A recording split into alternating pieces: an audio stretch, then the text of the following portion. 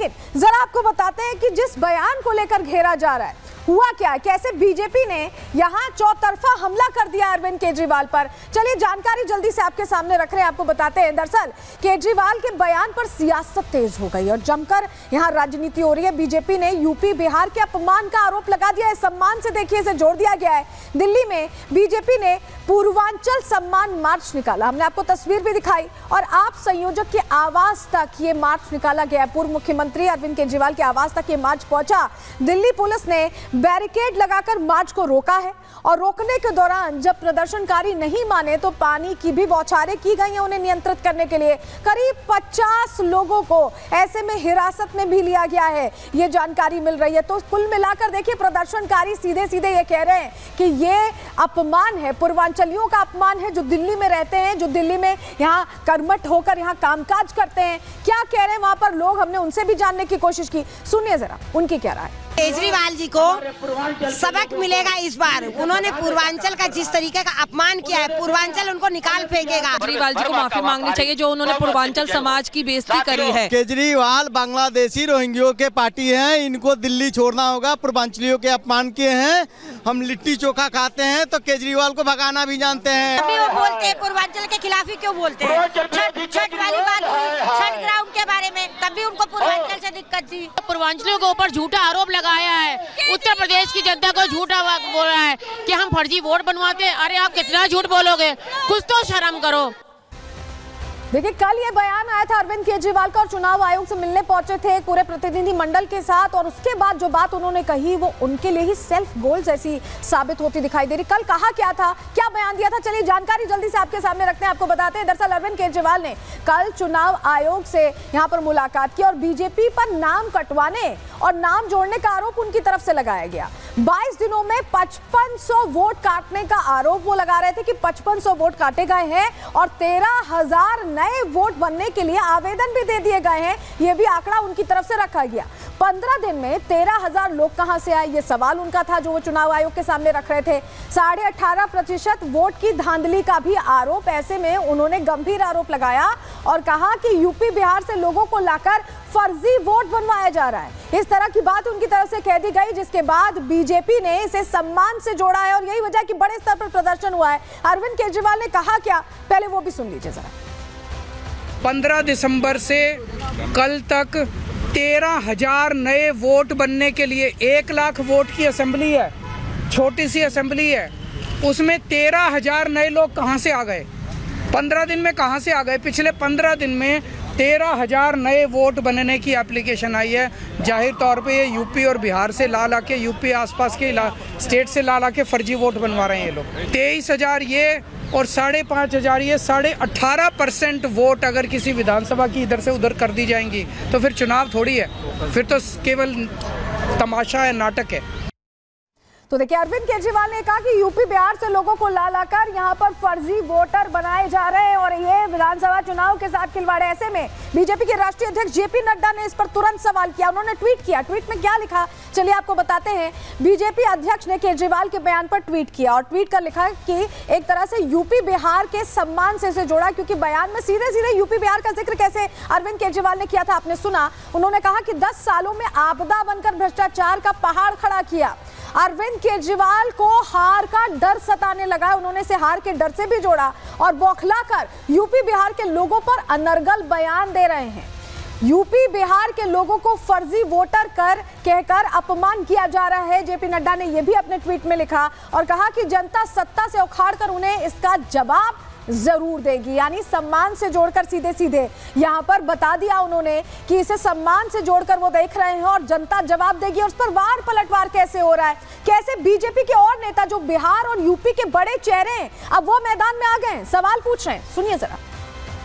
फर्जी जिस थाली में खाता है उसी में छेद करता है। जिसने अन्ना हजारे को धोखा दिया, दिल्ली को धोखा दिया, ये बिहार यूपी और पूर्वांचलियों को धोखा दिया, टेम्पो वाले को धोखा दिया, 3 व्हीलर वालों को धोखा दिया, ये जिसने कहा कि जमुना साफ 25 तक नहीं कराऊंगा, वोट नहीं मांगूंगा, आज वोट मांगने के लिए दर दर भटक रहा है।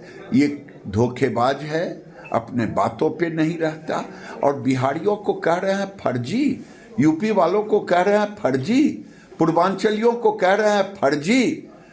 फर्जी वोट, यही फर्जी वोटर केजरीवाल जी आपको मुख्यमंत्री बनाया था। पहले अरविंद केजरीवाल ने कोविड में हम लोगों को, हमारे उत्तर प्रदेश बिहार के लोगों को झूठी अफवाह फैला करके आनंद विहार भेज करके मौत के मुंह में ढकेलने की कोशिश की। 2025 आते आते इन्होंने फर्जी वोटर बता दिया। जब उसका विरोध करने पहुंचे तो पूर्वांचल के लोगों को दोगला बता दिया। ये सारा अरविंद केजरीवाल को भुगतान करना पड़ेगा। 5 फरवरी को दिल्ली के सभी उत्तर प्रदेश, बिहार, झारखंड प्रवासियों के साथ साथ दिल्ली भी इसका बदला लेगी, क्योंकि पूर्वांचल के लोग दिल्ली आते हैं तो दिल्ली के लोग प्यार से उनको बिठाते हैं। तो बयानों के तीर तो चल ही रहे हैं, इस बीच सोशल मीडिया पर भी फाइट तगड़ी चल रही है, क्योंकि पोस्टर्स लगातार जारी किए जा रहे हैं। जरा आज के पोस्टर्स आपको दिखा देते हैं, क्योंकि रोज नए पोस्टर नए मुद्दों के साथ जारी किए जा रहे हैं। ये 2 पोस्टर्स आप देख रहे हैं, जहां बीजेपी ने पोस्टर जारी करके प्रश्न पूछा है कि कैसे पूर्वांचलियों को टारगेट किया जा रहा है। वहीं आम आदमी पार्टी भी बीजेपी से सवाल पूछ रही है कि घोड़ी कौन चढ़ेगा, यानी मुख्यमंत्री कौन बनेगा। तो दोनों अलग अलग मुद्दों का पर यहाँ पर जनता का ध्यान दिलाने की कोशिश कर रहे हैं, और यही वजह है कि रोज नए पोस्टर्स आ रहे हैं, क्योंकि पहले घुसपैठियों से बात शुरू हुई थी और अब पूर्वांचलियों तक पहुंच गई है। ऐसे में बीजेपी उस लिहाज से पोस्टर जारी कर रही है और आम आदमी पार्टी पूछ रही है कि आखिर मुख्य चेहरा कौन होगा। पूर्वांचल का जिक्र बार बार आ रहा है, ऐसे में पूर्वांचल इतना इंपॉर्टेंट क्यों है दिल्ली चुनाव में, आपको ये अब समझाने जा रहे हैं। दिल्ली में कुल वोटर्स आपको बताएं 1.55 करोड़ हैं, और अगर पूर्वांचली वोटर की बात करें तो करीब 40 लाख पूर्वांचल से जुड़े लोग हैं जो वोटर्स हैं, रजिस्टर्ड वोटर्स हैं दिल्ली में। और ऐसे में पूर्वांचली वोटर्स का जो असर है दिल्ली की 35 सीटों पर है। अब आप सोचिए कि लगभग आधी सीटों पर, 70 में से 35 पर तो असर है, तो इसीलिए पूर्वांचली बहुत इंपॉर्टेंट हो गए। पूर्वांचली वोटर निर्णायक कहां हैं, 35 सीटें हैं जहां पर उनका असर तो है, लेकिन निर्णायक भूमिका में 15 सीटों पर आते हैं। तो इन 15 सीटों में कहीं कोई दिक्कत ना आ जाए, इसको लेकर यहां जोर आजमाइश हो रही है। और यही वजह है कि बार बार सवाल भी पूछे जा रहे हैं अरविंद केजरीवाल के बयान के बाद। लेकिन कल का बयान था, आज अरविंद केजरीवाल फिर मैदान में आए, उनकी तरफ से क्या कहा गया और कैसे वीरेंद्र सचदेवा ने फिर से सवाल पूछा, वो भी अब आपको सुनवा देते हैं। बीजेपी धरना पार्टी बन गई है। रोज इनके लिए मैं सोच रहा हूँ एक टेंट लगवा देता हूँ बाहर, मेरे घर के बाहर, और परमानेंटली ये भी 100-200 आदमी वहाँ बिठा दें। रोज बस बैनर बदल लिया करें कि आज इसके लिए धरना कर रहे हैं, आज उसके लिए धरना कर रहे हैं। इनके जैसे झूठे और दोगले लोग नहीं हैं। कल मैं इलेक्शन कमीशन किस लिए गया था?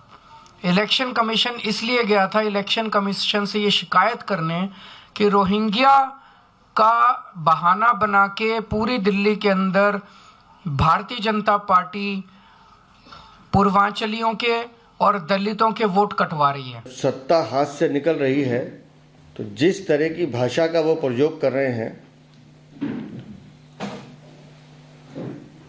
उससे लगता है कि वो मानसिक संतुलन खो चुके हैं। कि अपनी सत्ता खोने का बदला दिल्ली वालों से मत लीजिए। आपको गाली देनी है, आप वीरेंद्र सचदेवा को गाली दीजिए। आपको बीजेपी को कोसना है, कोस लीजिए, पर इस दिल्ली को बर्बाद मत कीजिए। इसमें सांप्रदायिक तनाव मत बढ़ाइए, इसमें जाति बिरादरी को गाली मत दीजिए। लेकिन जिस तरह से कल आपने हमारे पूर्वांचल के भाई बहनों को फर्जी वोटर कहकर पूरे पूर्वांचल समाज का जो नाम खराब किया है, बदनाम किया है, वो बेहद निंदनीय है।